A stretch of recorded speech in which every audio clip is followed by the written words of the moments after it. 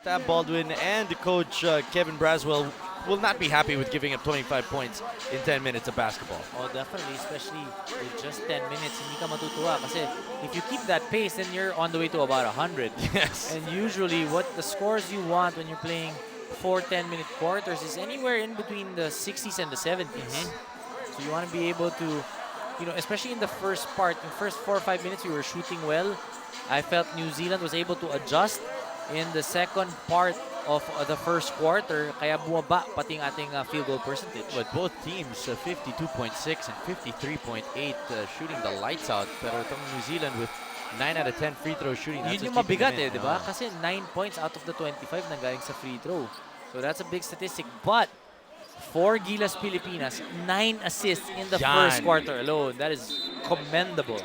This second quarter is being brought to you by Phoenix Petroleum. Phoenix, fuel the dream. Canuelas Rosser joins Ramos, Ontiveros, as well as Troy Rosario and Mo Tautua. Ayan po lima ng Gilas Pilipinas. Aaron Atayde with Dominic Uipo on the call. Sa kabila naman, it will be Bloxham joining Mills, Turner, Davis, and Rusco.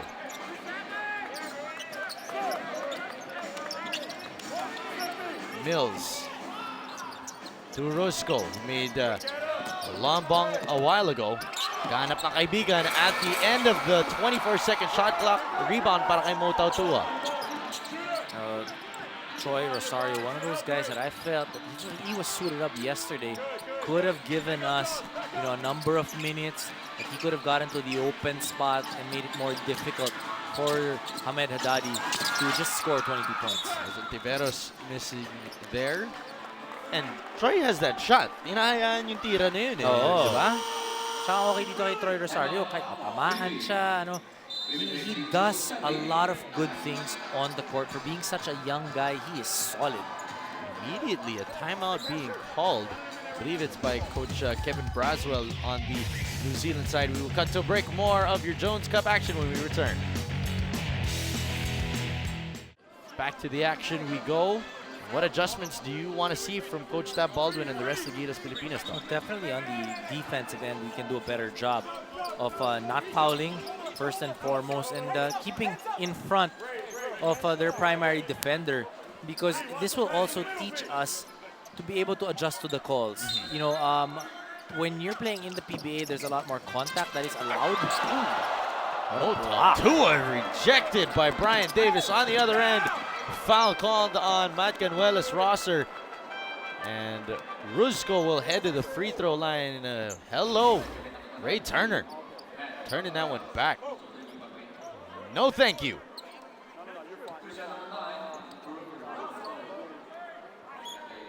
Wow, Turner got up there. No chance. No chance. Had no chance. He was able to anticipate that shot of Mo Tautua. Brooke Rusco makes his first charity. 6 points na po para sa kanya. Alam mo to si Mo Tautua reminds me a lot of Bong Hawkins. Yes. Because Bong Hawkins, the type of player that they are, wala masyadong wasted movement, has a decent shot, moves well without the basketball. He's big, hindi mo basta-basta matutulak. He won't back down. So, I'm really, really excited to see Mo Tautua play even more in Philippine basketball. Rusco splits the charities. 1 point advantage for the Kiwis. Nakita mo now, New Zealand in a 1-2-2 zone defense. He's trying to spread out and see. So that was a good cut by Troy Rosario. Ontiveros putback is up and in. These are the things also that you want to see from our guards. Usually, inaasahan natin makakuha ng mga offensive rebounds yung mga malalaki. But when you see the guards also trying to crash the boards, especially in a 1-2-2 zone, kapag tumira sa labas, usually long rebound yan. So malaki ang chance na pati yung mga guardia pwedeng makakuha ng offensive rebound. Another foul on the inside will be called on Mo Tautua. 27-26 po nasa ating talaan. 1 point advantage for the Philippines. New Zealand with possession. Inside to Brian Davis, and immediately taking advantage of that size against Troy Rosario. Well, look at Troy Rosario. He was trying to battle for that position, challenge that shot, was able to challenge without fouling. Ontiveros, long two. Davis with the rebound. Rusco will bring down the ball. Hinahanap si Turner sa poste kontra Tautua. Taken away though. Great defense by Gilas. MGR, that's almost a travel there. Inside, Ramos can't get it in. You can see Dondon Ontiveros really trying to facilitate that basketball. You know, Dondon hasn't really had a good shooting night so far dito sa Jones Cup. And another foul will be called on Moala Tautua. Pangalawa na yan sa kanya. Pangatlong foul na po ng Pilipinas dito sa ating second quarter. Ray Turner trying to get position and just... Well, I'm not so sure. Oh, I don't know about that. Yeah. Boy, that was a foul. I don't know. Well, they will call it and it will stand. So, binalik na si Sanitos.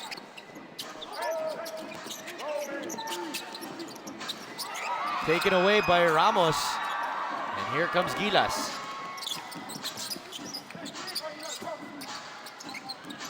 Walang natural point guard para sa Gilas Pilipinas on the floor. An offensive foul will be called on Troy Rosario.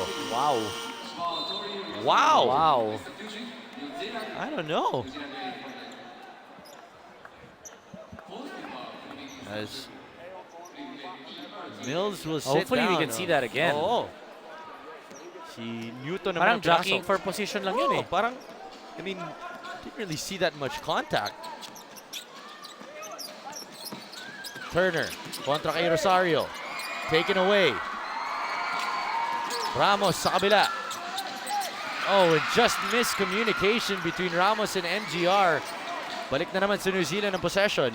Oh, Danuelas Rosser was thinking na mas maagang ipapasa or pagkatapos pa noon. But Oo. in the middle of it, pinasa ni Aldrich Ramos. Rusco, linipat ngayon sa kaliwa.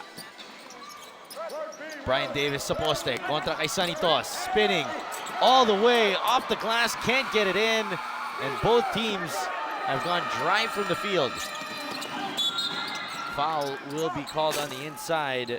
That is on Josh Bloxham. A lot more fouls in the second quarter for both teams.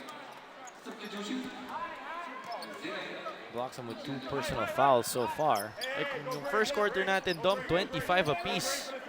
Offense all throughout. Ngayon Oo. naman, medyo tagilid yung parehong opensa. Only 2 points so far for Gilas and only 3 for New Zealand. After almost 4 minutes of basketball. Toss. Now to Matt Ganuelas Rosser. Still no go. We're still ending up now shooting the outside jumpers. Ang difference ng una, nakakashoot tayo.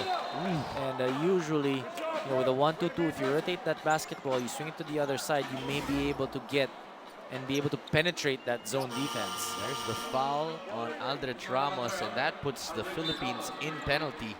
Uy. So sumapit dun sa ulo ni Brook Roscoe. Pang-limang foul na yan ng Pilipinas dito sa ating second quarter. So penalty na tayo. Oh, 6 minutes and 10 seconds of penalty headed to New Zealand. And a 2-point advantage as well. 7 points for Brook Roscoe. And already outdoing most of his performances so far this tournament. Offensive foul will be called on Ignacio. Salamat sa Diyos, natawag din na foul sa kanya, no? Kanina pa yan.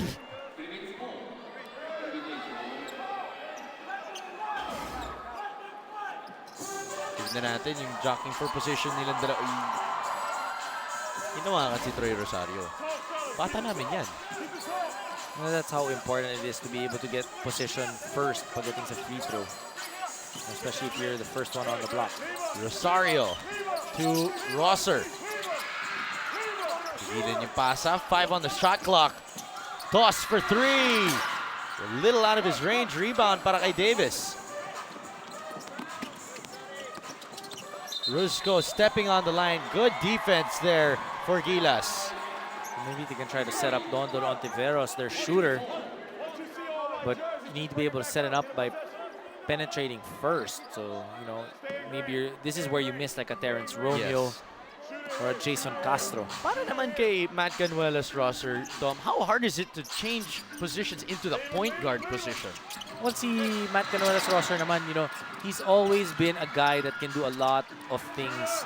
Not one thing is spectacular, but he does a lot of good things. So I feel that's not such a big transition because he's used to bringing down that basketball.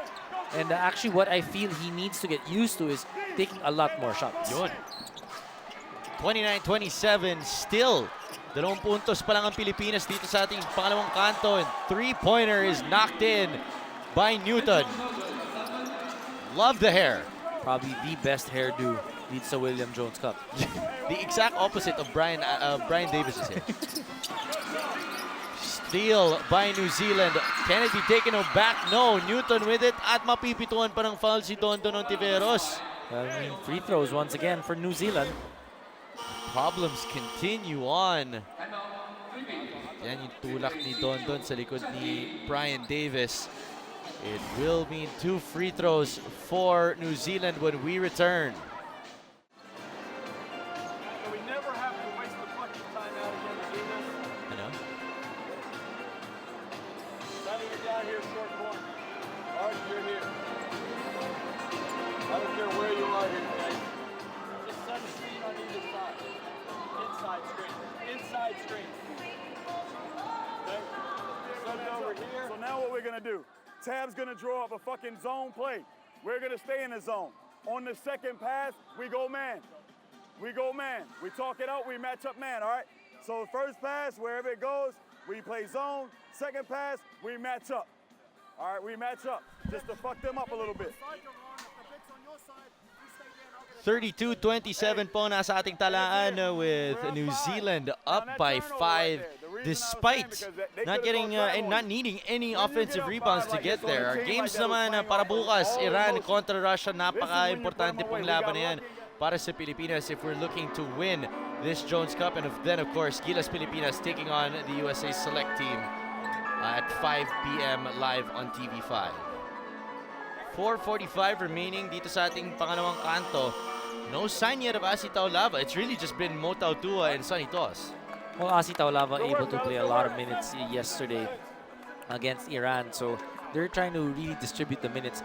Why do you want to distribute the minutes if you're the coaching staff? Gusto mo mabigyan ng fair chance lahat ng mga manlalaro to be able to prove their worth. Yes. Once again, winning the Jones Cup or winning games in the Jones Cup is just secondary to the primary goal. The primary goal is to be able to be good enough for or to get the championship FIBA Asia in Wuhan. Yes, kasi dun po sa Wuhan, only 1 seat is allowed to make it straight into the Olympics.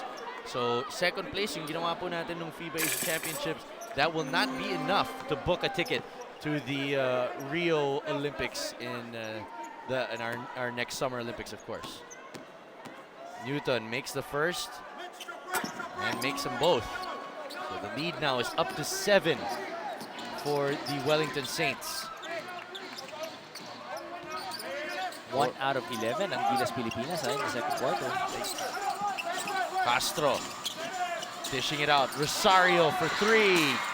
Oh, much better ball movement and looks now for Gilas Pilipinas. And yun yung sasabi natin kanina yung Jason Castro. We need him to be able to penetrate those gaps for the defense of New Zealand to move.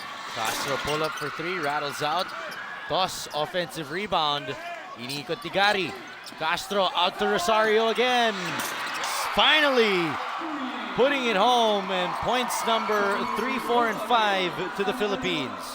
You need him to get deep into that defense so that the defense really goes all the way into the paint and it's harder to rotate dun sa corners. That ends a 9-2 run ng New Zealand.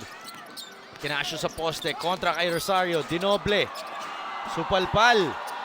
No foul called, but Ping with a turnover. Getting a little too fancy there. Rusco wide open. Can't make him pay. Hindi ka na mahuli ni Castro yun. Ayusin ng New Zealand ang kanilang opensa. 5 on the shot clock. Blocks him. Out to Rusco. Fouled. And that's 2 charities again for the Kiwis. Very important for Gary David to be able to try and stay in front of the guy he's defending, because once he goes past you and you bump him, nakita natin tinatawagan talaga ng mga referees. Brooke Roscoe with a fantastic game so far for New Zealand. Filling in the void of that man, Kevin Braswell, playing coach, will not be playing today. Roscoe makes the first charity, 8 points na para sa kanya. Him, Turner, Davis all in control of this game. Makikita mo yung sponsor naman itong New Zealand. Pinoy. Oo. 36-30 on the scoreboard. A little over 3 minutes remaining.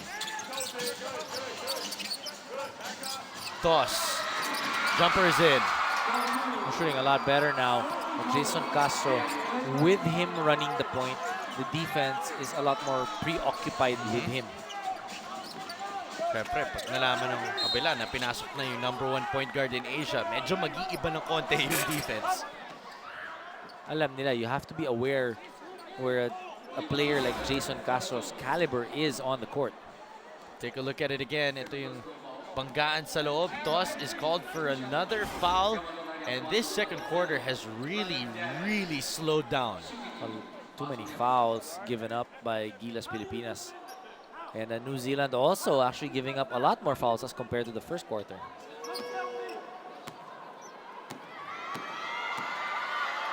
Brian Davis with 2 charities. Pasok po yung una. 7 and 4 with 2 steals so far in this game. Ang tandem nila ni Brooke Roscoe has been the Achilles heel para sa Pilipinas. Davis making them both. And yung mga kupunan, Dom, that can't really take advantage of that penalty, New Zealand has been doing so. Well, they've been aggressive. They've still been trying to get the ball inside or penetrating. Kapag may opportunity sila to be able to get that fast break, they do. At that time, I feel that also in the second quarter, Gilas Pilipinas has a number of turnovers na pwede dapat maiwasan. And yet another one that we were just talking about. 38-32 po ang nasa ating talaan. Davis, jab step. And he's called for the travel.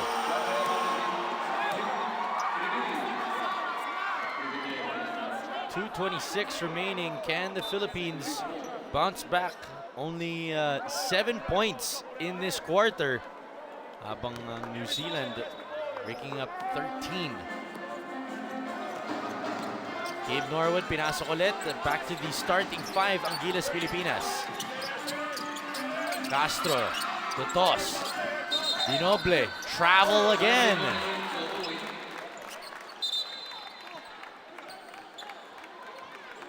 Toss asking why it was called, and referee saying, kasi ganun. Usually, pag nagtanong ka sa referee, madalang ka makakuha ng sagot na gusto mong marinig.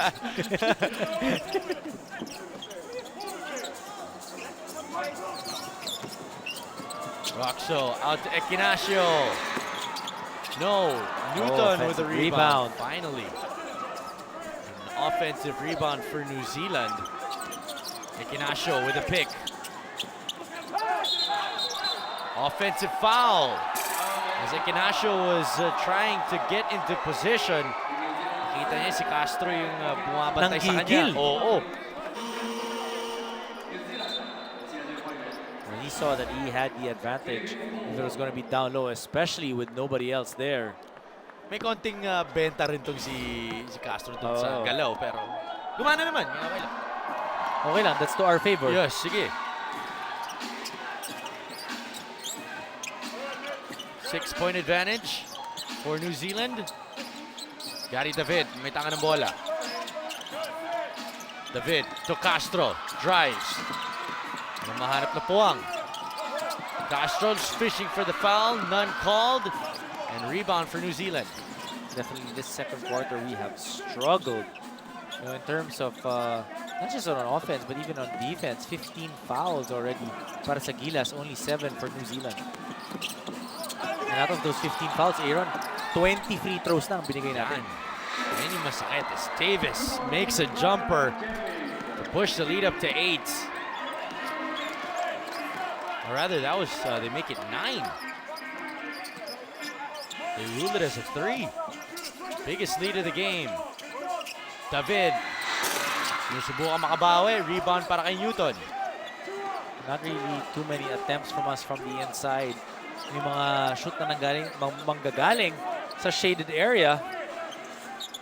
That's what happens sometimes when you shoot well at the beginning of the ball game.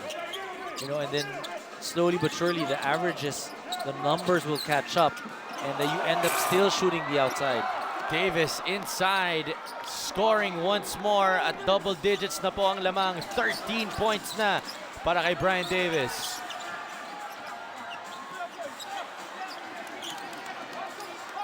Ten seconds remaining in the first half before Coach Tab Baldwin brings his boys into the tunnel. David, jumper, still no go. Well, that's his shot. That's exactly the shot you want Gary David to take. Just missed it. So that was a well-executed play. 11-point lead for New Zealand. Definitely a lot of things that needs to be talked about at the halftime for Coach Tab Baldwin and Gilas Pilipinas. One thing is for sure, pagkapasok po natin ng third quarter, wala na yung penalty. So finally, those free throws will come to a halt for New Zealand. A lot of things to discuss, but that block by Ray Turner, one of the main highlights of the game so far. 42-32 po ang nasa ating talaan. They did fix the scoreline. We will be back with halftime analysis and more. Wag po kayo alis.